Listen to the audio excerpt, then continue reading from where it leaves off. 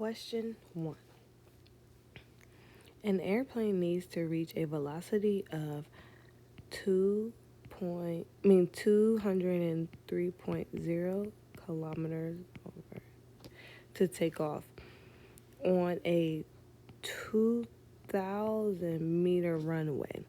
What is the minimum acceleration necessary for the plane to take flight? So, we are given velocity is at 0. Velocity 3K equals 3 times 1,000 meters per second over 60 times 60. This would give you 56.39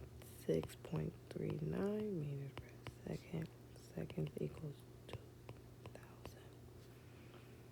Okay. So what we will do is we'll take V2 minus U2, which is 56.39 to the second minus 0 to the second.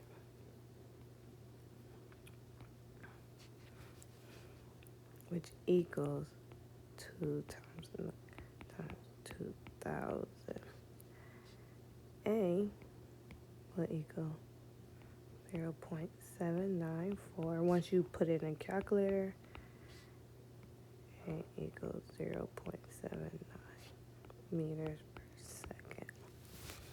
This is answer 1.